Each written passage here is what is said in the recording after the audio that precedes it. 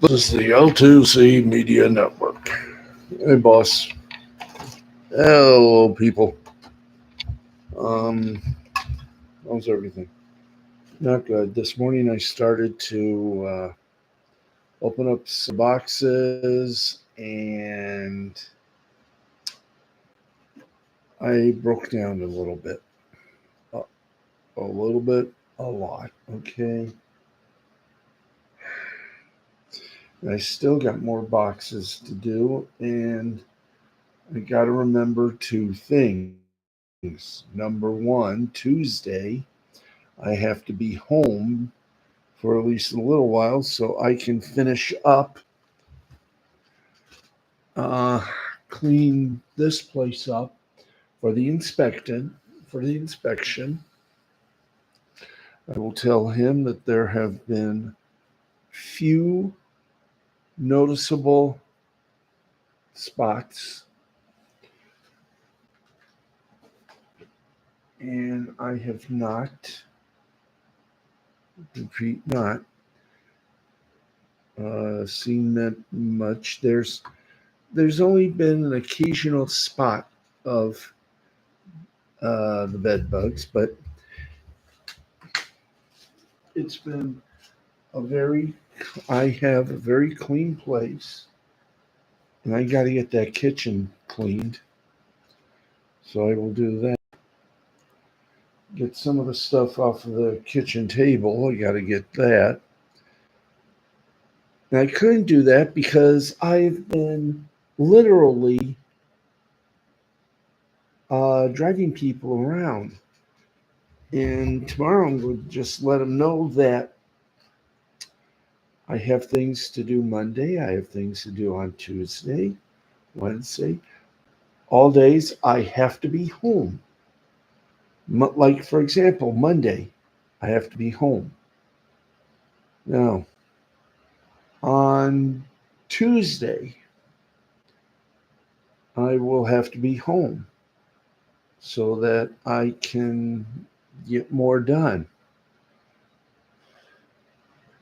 I have to get things on Monday. I have to get all the bags moved in to the kitchen and the bathroom.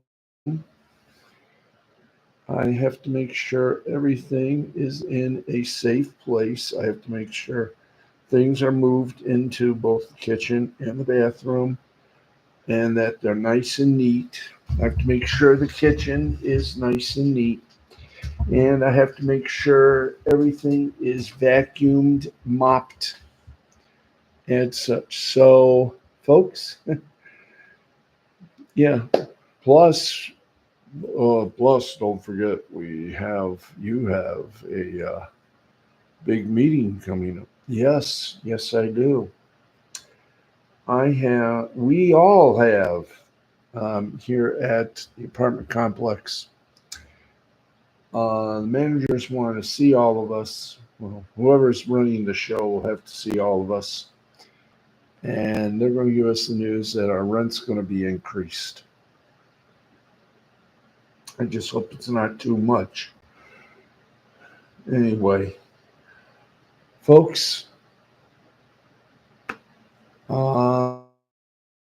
so I am going to be home at night, 8:30, 9 o'clock. And I'm going to stress that tomorrow. I cannot wait for people to shop 4 to 5 hours. So they're going to have to be ready because when I say goodnight, when I say it's time for me to go, my day ends at 8:30. Anyway, that's enough of that. I got more stuff to do, so um, at the end of this, I'll be cleaning up the living room, picking up the kitchen, and I should have everything done by Monday afternoon. If not, I'll have to get it done by the end of when I get back from putt-putt golfing. Anyway, that's enough of that. We got a bunch of good sports, some nice entertainment coming up. So Harry, do your stuff. This is the L2C Media Network, and live from the Tom O'Neill Memorial Studios inside on the fourth floor of the Park Forest apartment complex in Jackson, Michigan. This, nope, I keep doing that again. I did it right once. Here we go, second try. The L2C Media Network proudly presents to you all Steve Sporty Balls. And here's the man with the plan, ladies and gentlemen, the Bax Man.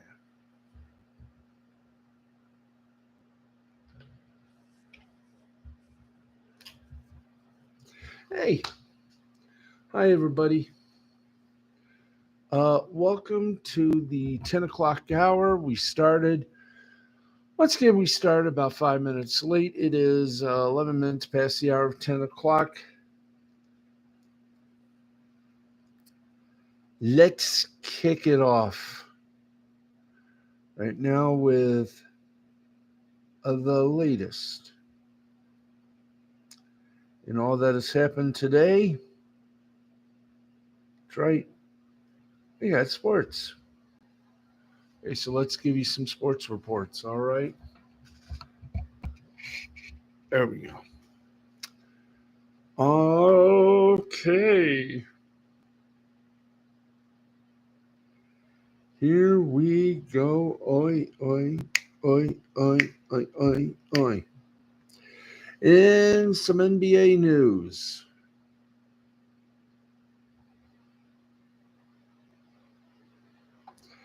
The Los Angeles Lakers elected to rest Bronny James, Dalton Knecht, and Maxwell Lewis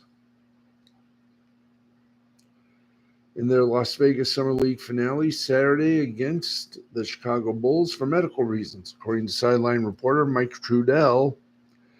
While they did not have specific injuries that needed rehabilitation, the Lakers played more Summer League games than the most of the teams in Vegas because they also participated in the California Classic ahead of time. They therefore decided that they had seen enough and shut some of their highest profile young players down. That decision ended a tumultuous summer league for James, the son of NBA legend LeBron James. Bronny missed his first 15 three-pointers as a Laker and generally struggled quite a bit on offense. He made up for it in his final two games, though, scoring 25 combined points and flashing some of the defensive upside that made him an appealing professional prospect. Lakers Summer League coach Dane Johnson told reporters on Saturday, quote, "He had two pretty good games last two. I think it's just going to help him going into the summer so we can work on different things with him. Just that confidence and knowing he can play at this level. It's still going to take a lot of time and a lot of reps." James, though he is under a guaranteed NBA contract and has a roster spot in the Lakers, will now likely prepare to spend much of his rookie season playing in the NBA G League.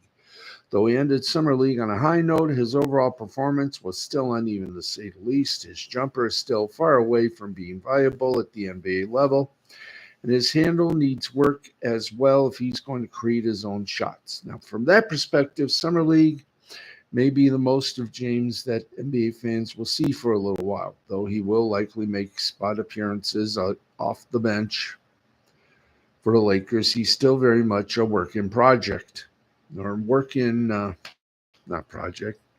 progress. Summer League was a step in the right direction, but now that it's over, he's going to have to put in the quiet work it takes to become an NBA caliber player.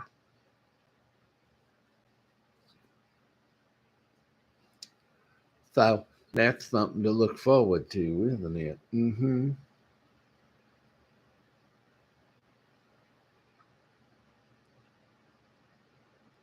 Let's see. Major League Baseball begins its second half of the season.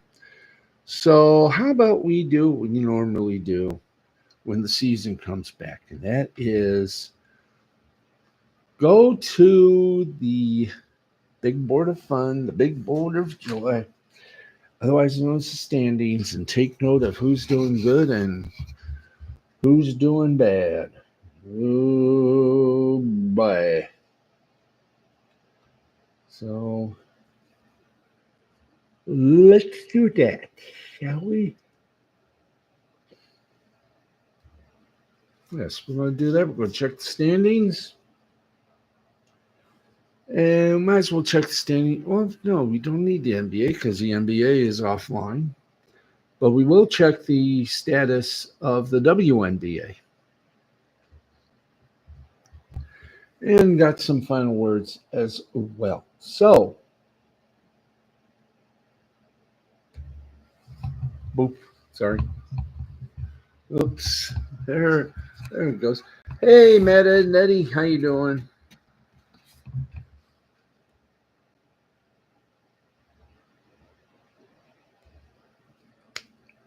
There we go. And let's give you the standings. We are a little late on those, as is the prerequisite. So here we go. Standings as of Sunday, July 21st in the AL East. Oh, let's expand it, shall we? Thank you. Let's use the expanded. Let's see.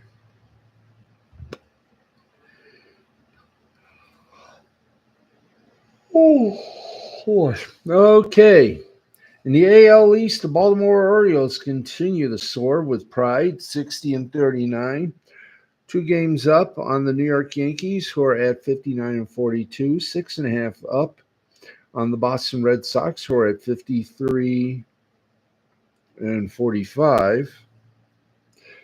They're 10 up on the Tampa Bay Rays, who are 50-49. Can we grab a little something here before I'm asking our erstwhile silent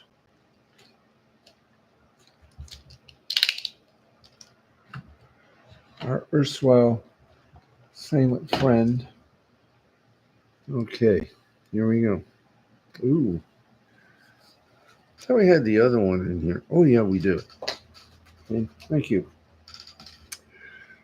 All right, let's get to it. Let's see, Tampa Bay is 10 games back with 50-49. Toronto Blue Jays are 15 games back at 45-54 in the AL Central.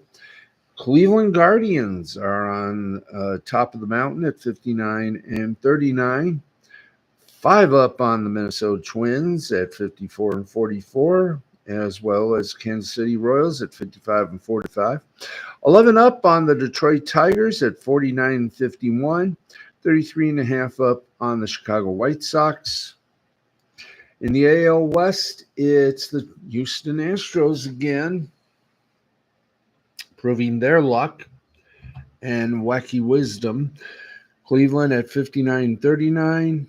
Oh, excuse me. Houston at 52-47. 2.5 up on the Seattle Mariners at 53. Oh, excuse me. I mean, in a tie with the Seattle Mariners with 53-48, both in first place. Texas, 5 games up in third at 47-52.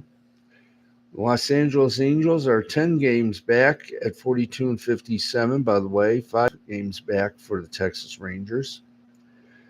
And the and the Traveling Athletics, 14 games back of the leader, the Houston Astros, at 39-62. In the NL East, the Philadelphia Phillies are the top dog. The Atlanta Braves are 8.5 up. By the way, Philadelphia 63-38. Atlanta 54-44, 8.5 back. New York Mets are 50-48, 12.5 back. Washington Nationals 47-53, 16.5 back. And the Miami Marlins, the Miami Marlins are 53-64, 28 games back. Meanwhile, the NL Central, the Milwaukee Brewers, the Brew Crew, back on top. 5 back of the St. Louis Cardinals, 7 back of the Pittsburgh Pirates, 10 back of the Chicago Cubs, 10.5 back of the Cincinnati Reds. In the National League West, it is Dodger country once more. We have a lonesome tie between the Arizona Diamondbacks and San Diego Padres. Not in wins and losses, but in games back. Both are 8 games back. Arizona at 51-49. San Diego at 52-50. San Fran is 11 games out at 48-52. And finally, the Colorado Rockies are 23 games out at 36-64. And now for the worst team in baseball. And folks, no matter how you spell it, the worst team in baseball are the Chicago White Sox. That's right. The White Sox are gone crazy. Okay, let's keep going as we go back to CBS Sports. And can we there we go. Thanks. Alrighty.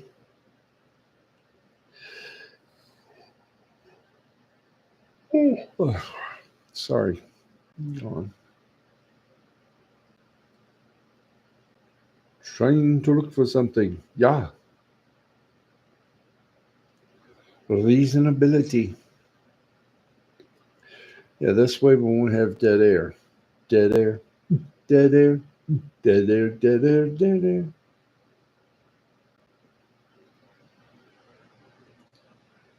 Okay. Do we have anything?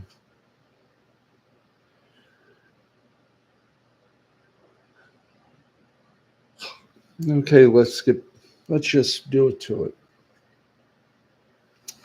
Yet another baseball experiment is coming soon, possibly. Major League Baseball could begin testing ball strike challenge system in majors as soon as spring training, says Commissioner Rob Manfred.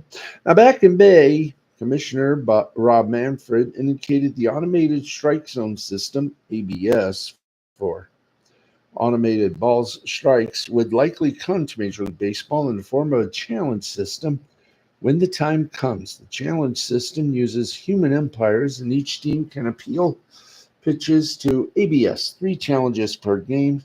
It's already used at several minor league level games, including in AAA. It is still unclear when ABS will arrive to Major League Baseball, either as full ABS or as a challenge system. But whatever it does, it will be tested in spring training first, a few hours before the All-Star game on Tuesday. Manfred says it is important to test ABS with big league players in spring training before fully implementing it, and that could happen as soon as 2025. This from MLB.com. Now, one thing we learned with the changes last year is a little more time is better than not enough time. Just in terms of making sure when you bring something to the big leagues, you got to make sure you got it right. Manfred said, we have made material progress in the technology is good to a 100th of an inch. The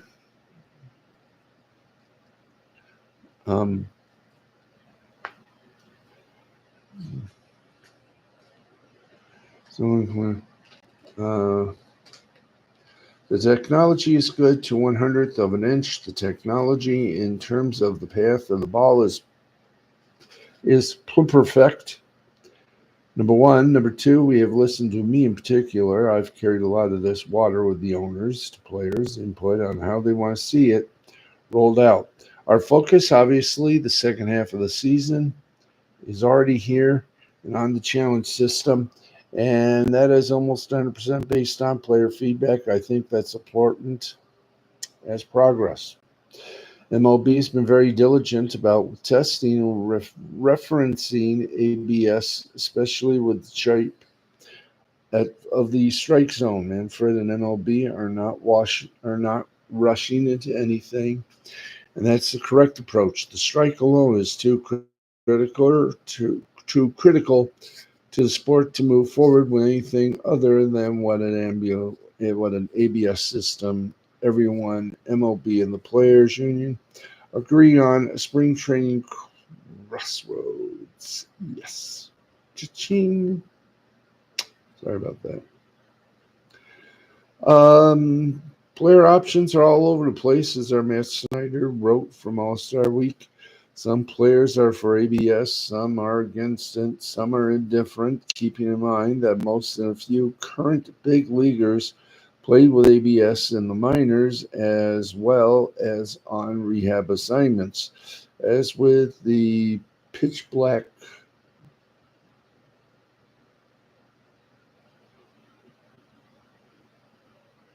Yeah, let's go get her. Okay. We can't get her. We don't know where she is. Why am I saying let's see. Manfred and MLB are not rushing into anything, and that's correct approach. The strike zone is too critical to the sport to move forward, which anything other than let's see. I think maybe this is your baby there, Curtis.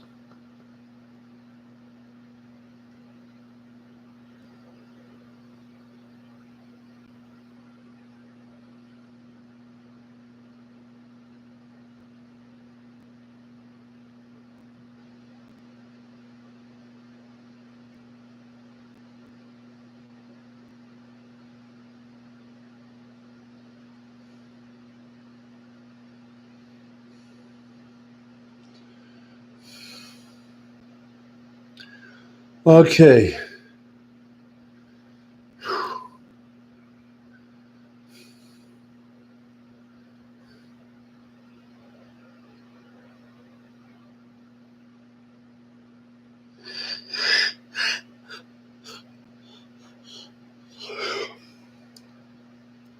Anyway, we're up. It's 10:28 right now. We're going to take our first break of this Saturday. I'm going to get me a drink. We'll be back. We got scores, we got news, we got entertainment news, and a whole lot more. Please join us. We will be back in a moment.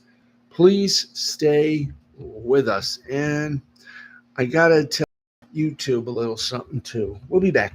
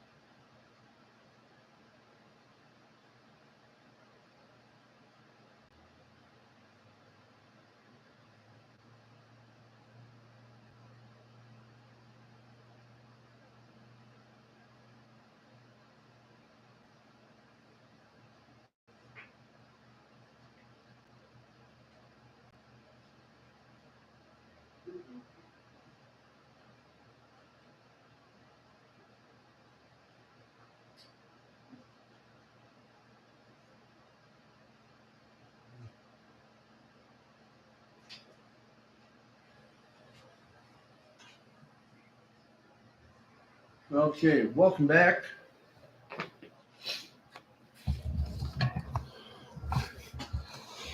Ooh, hi there.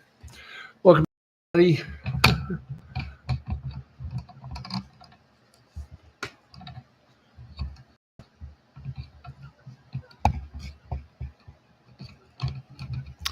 we go. Okay, let me just couple of things. Thank you. I love it when we get to the halftime. That means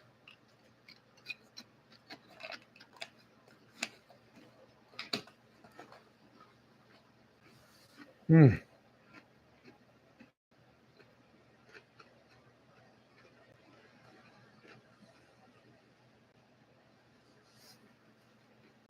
Hmm.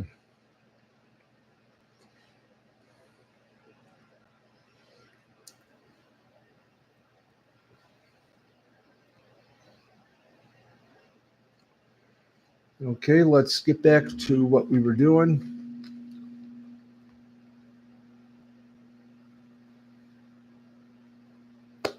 Which is obvious we were doing this show.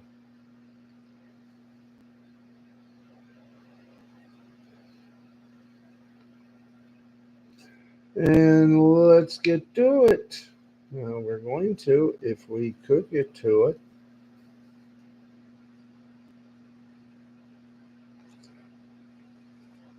All right.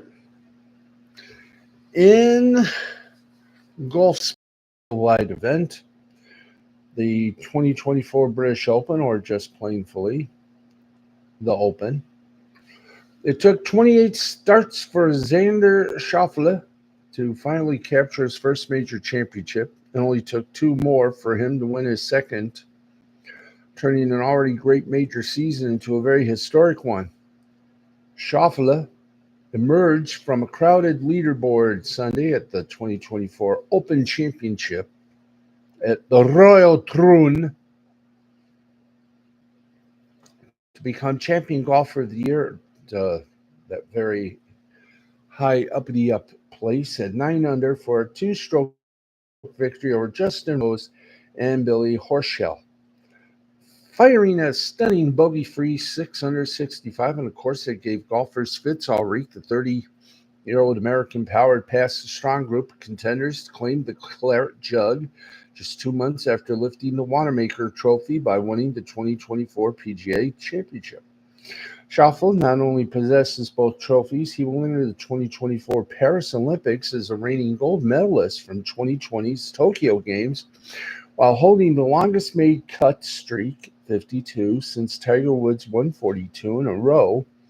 He joins Woods 4 times, Brooks Koepka, Jordan Spieth, Rory McIlroy, and Padraig Harrington, having now won multiple majors in the same season since 2000. Now even behind and beyond his victory, Schauffele put together an all-time performance at major championships in 24, finishing inside the top 10 in all 4 events. While with 2 trophies to his name, he joins an exclusive club that includes only Woods 2 times, Watson 2 times, Nicklaus, Arnold Palmer, Gary Player, and Spieth as players to accomplish such a feat. Schauffele's victory registered a sweep for American golfers at men's majors this year, a feat the United States has not accomplished since 1982. Scotty Scheffler joined him, winning the Masters, while Brian DeChambeau captured the U.S. Open. Now, the last time American golfers stood at the reigning champions of all 4 majors and the Players' Championship simultaneously, Woods, from 2000 to 2001, accomplished the feat himself.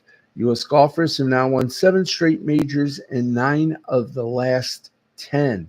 Schauffele said during the Claret Jug presentation, quote, "It's been quite a journey. I feel very honored. Hearing your name called with Open Champion right after is something I've dreamt of for a very long time. I'd like to thank Royal Troon for hosting. I was only able to watch the 2016, actually watch the highlight of Phil Mickelson and Heinrich Stenson to motivate myself for the week. I guess I paid off very, very nice." End quote. Now, entering the day among the chasing pack, Schauffele bided his time on the more accessible front 9 at Royal Troon, while charges were made by Rose, Billy Horschel, Dustin Lawrence, Scotty Scheffler, and others.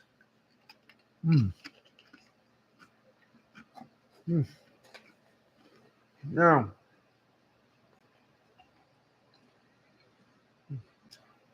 Schauffele remained steady with 5 straight pars to begin his final round.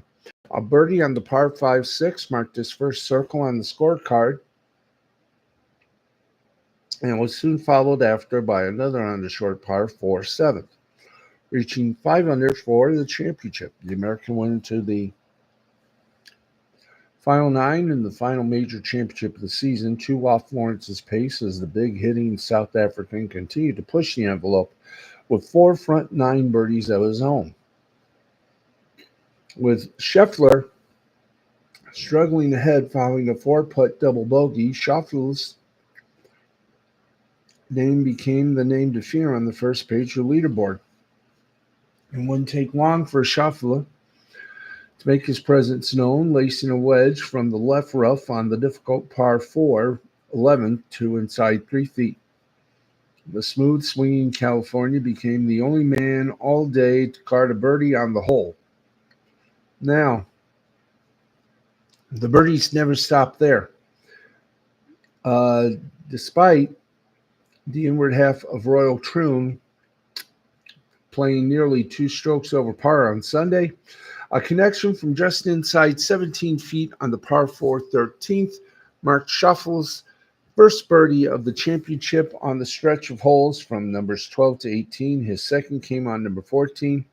Third came 2 holes later on the par 5 16th. And just like that, he won it. Let's go for the list. Scheffler, Xander Schauffele, got the big victory. Justin Rose and Billy Horschel ended up tied for second at 7 under. Thurston Lawrence went solo for 6 under. Russell Henley also went solo at 5 under. Shane Lowry, 4 under. Tie at 7 between tied in 7th, Scotty Scheffler, John Rahm, and Sung Ja-im at -1. Tied at 10th, Adam Scott, Daniel Brown, Matthew Jordan at even. And that is it for your British Open. Mm-hmm.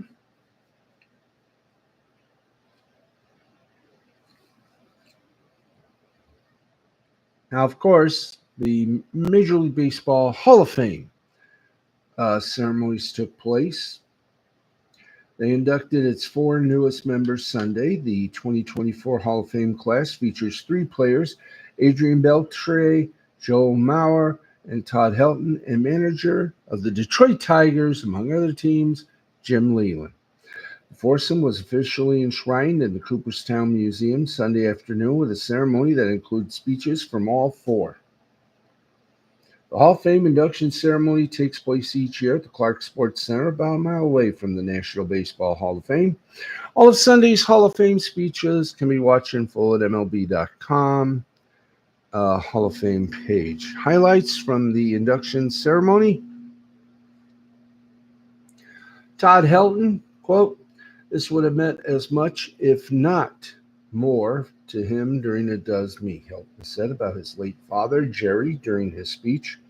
Quote, "When I was young, my dad taught me how to swing a bat and how to pitch a ball, but most importantly, beyond the relentless coaching, my dad made me believe I could stand up here today." Helton played in parts of 17 seasons, all with the Rockies, hitting .316, .414, .539, with 2,519 hits, 592 doubles, 369 homers, 1,406 ribs with special sauce, and 1,401 runs. The 5-time All-Star run, Silver Sluggers, and 3 Gold Gloves. And a partridge in a pear tree, cha-cha-cha. Perhaps the highlight of Sunday's ceremony was Big Papi, David Ortiz, reaching out and touching Beltre's head as he walked to the podium to deliver his speech. Beltre famously dislikes people messing with his head, so teammates did it all the time. Ortiz couldn't pass up the opportunity on Sunday, and I had no freaking blame. Said Beltre, quote, "My path to Cooperstown has been shaped by people who spent time teaching me every step of the way. With that help, I learned and improved. To the Rangers fans, you have embraced me since day one.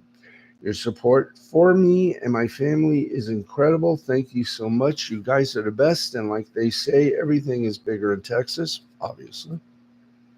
You guys show me big love. I love you all." In 21 seasons, Beltre tallied 3,166 hits, 636 doubles, 477 homers, 1,707 ribs, and 1,524 runs, while hitting .286 with a .480 slugging percentage. He won 4 Silver Sluggers and 5 Gold Globes, 2 of those being platinum gloves for the best defender in baseball.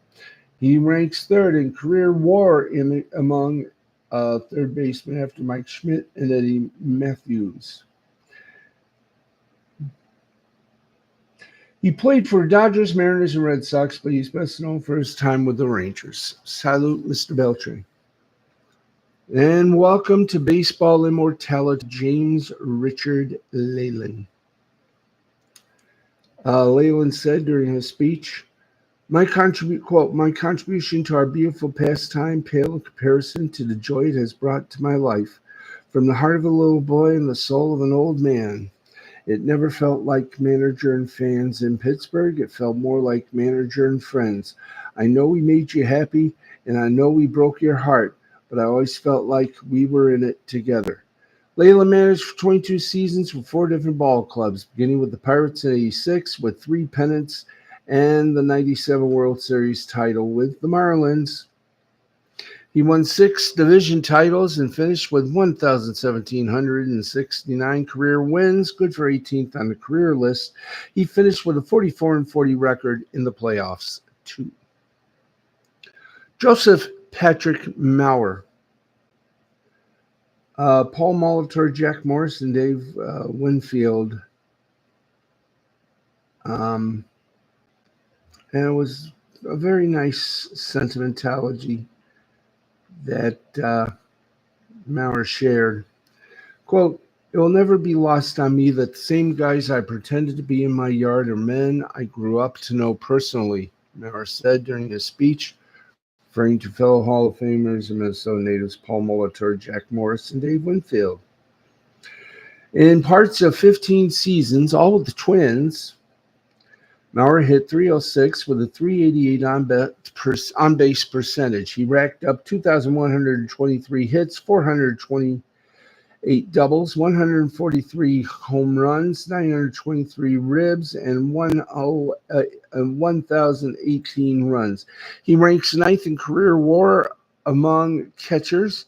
He's the only catcher to win 3 batting titles and one of the catches to at least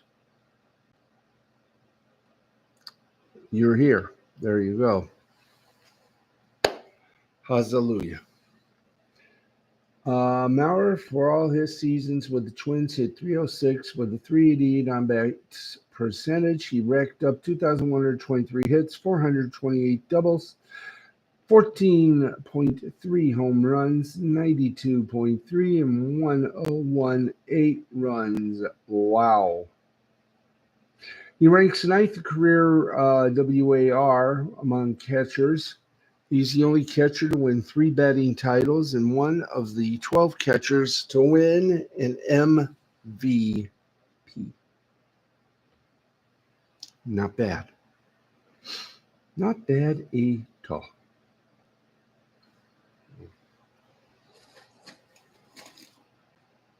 Okay.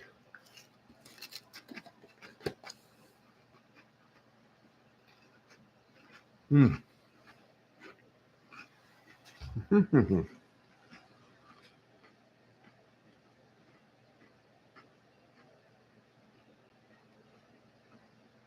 Hmm.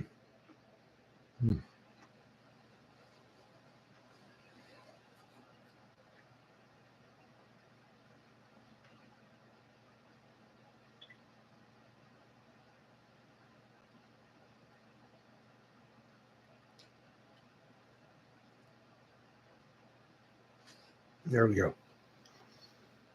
The Brickyard 400 was at the famous speedway of all. That, of course, being Indianapolis Motor Speedway in Speedway, Indiana. And after 2 overtimes and a restart that proved equal parts pivotal and controversial, Kyle Larson took the checkered flag to win the 30th anniversary edition of the Brickyard 400 at IMS, earning his 4th win of the 2024 season and his first at the legendary Indianapolis Motor Speedway. Larson's Brickyard 400 win gives him victories in 3 of NASCAR's 4 crown jewel races. Going with his wins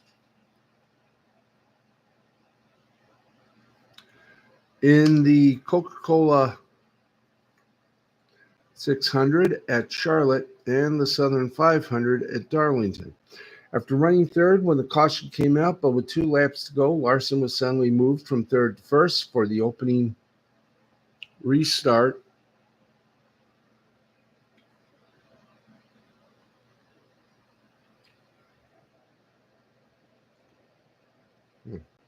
Running with the caution came out with 2 laps to go, Larson was suddenly moved from third to first for the opening restart of overtime when race leader Brad Keselowski ran out of fuel and had to peel off the pit. to pit road, coming to take the green flag. Although second place Ryan Blaney inherited the lead and had control of the restart, Larson was able to move up in the inside lane and got an excellent, potentially early launch, allowing him to take the lead from Blaney as a big wreck in turn one brought the caution out again. Larson was able to get another great launch in the second overtime to beat Blaney through turn one with his win ensured. The final lap when NASCAR was forced to throw a caution for Ryan Preece's stalled car. Their winners right now still not official. Kyle Larson, Tyler Reddick, Ryan Blaney, Christopher Bell, Bubba Wallace, Todd Gilliland, Austin Cindric, Daniel Suarez, Noah Gragson, and Chase Elliott. Now, NASCAR will take the Olympic break.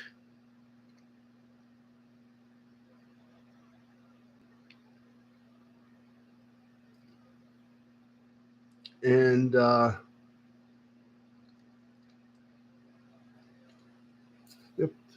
we go to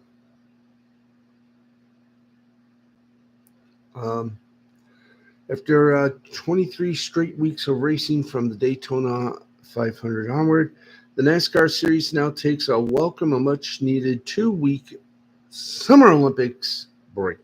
Season will resume in 3 weeks with the Coca-Cola 400 in Richmond, and that will be when the playoffs will be announced. So stay tuned on that, folks. Okay, we are at 10:53. This says 47:07, so take it from us via here.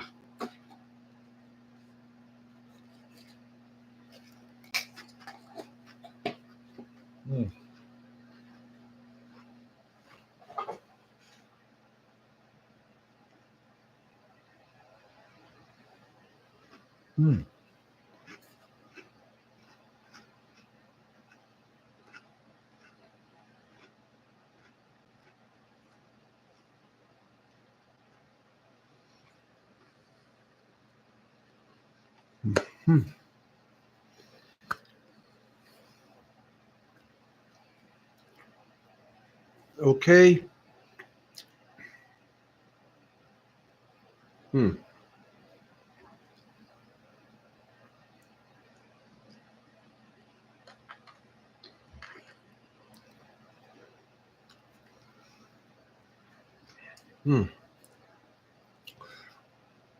Let's get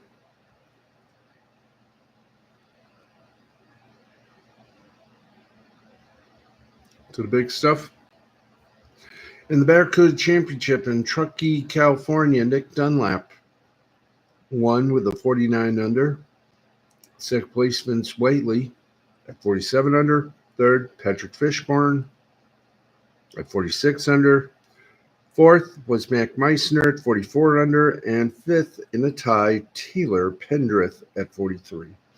In the Open Championship, otherwise known as the British Open, Xander Schauffele won that with 9 under.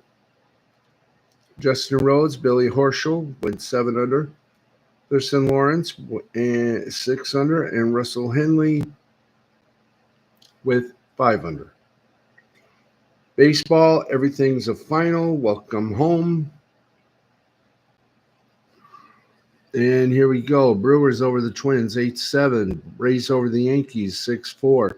Cardinals over the Braves, 6-2. Nationals over the Reds, 5-2. Phillies over the Pirates, 6-0. Blue Jays over the Tigers, 5-4. Padres over the Guardians, 2-1. Marlins over the Mets, 4-2. Royals over the White Sox, 4-1. In 10 innings, Cubs beat the Diamondbacks, 2-1. Rangers over the Dodgers, 3-2. Giants over the Rockies, 3-2. Angels over the Athletics, 8-5. Mariners over the Astros, 6-4. And the Dodgers beat the Red Sox, 9-6. In the 88th minute, Leon and Necaxa tied at 1. And in full time, that means final score: Pumas 2, Pachuca nothing. In Brazil soccer, Grêmio over Vitória 2-0. Atlético over Vaso de Gama 2-0. Bragantino over Atlético PR 1-0. Fluminense over Ciaba 1-0. Corinthians over Bahia 1-0. Juventude over Sao Paulo, goose eggs.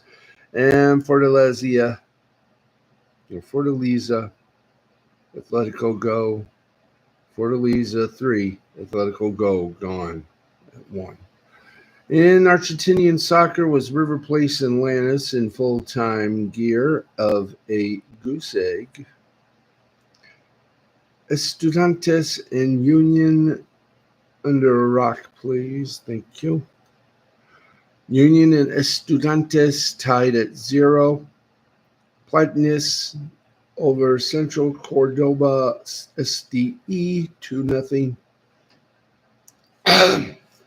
Elise Sarsfield 3, Talleres de Cordoba 0.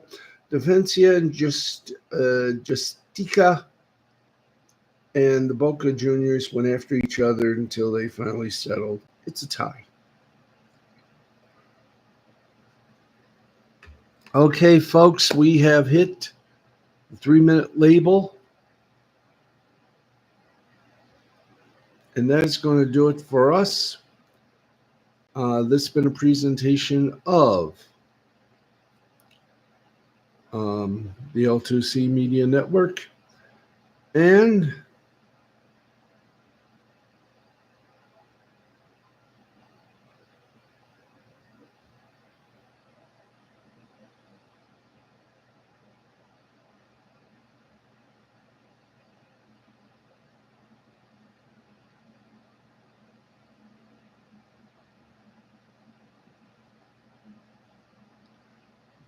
okay, that's going to do it for us. Thanks, everybody, for joining us. Back Monday night. And I do mean back Monday night, we hope. Thanks, everybody, for watching. Good night. God bless. This has been a presentation of Mystifying Creativity Productions in association with the L2C Media Network. For Matthew, for Jay, for Harry, for Franklin, or as we affectionately like to call him, Pangborn, for Jethro Depew, our audio magician, Lord Hawthorne Hayes, our audio director. That means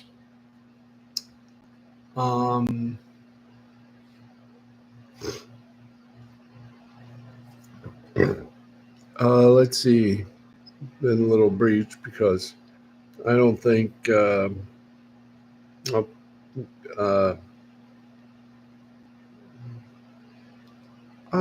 we go. Okay. That's going to wrap things up. I've already said that. Thank you all very much. Sleeping time has calling me. So I'll be back to put an exclamation point on this, on the kitchen, move everything towards places, and make everything feel so squeaky good. Okay, folks, we're out of time. Good night. This has been a presentation of Mystifying Creativity Productions in association with and through the facilities of our own little show here. Thanks, everybody. Good night. This has been also, this has been a presentation of No Kidding, No Stopping Ya. Welcome back, Juan Valdez. This has been a presentation. I've already said that. Yep. Last day we'll be spinning the wheel with the lightsabers on it. So we'll see you. We'll see you tomorrow, everybody. Good night. I'm going to go to sleep before I go to sleep. Because tomorrow things start to slowly either end or unravel for a mystery. We'll see you tomorrow night, everybody. Good night.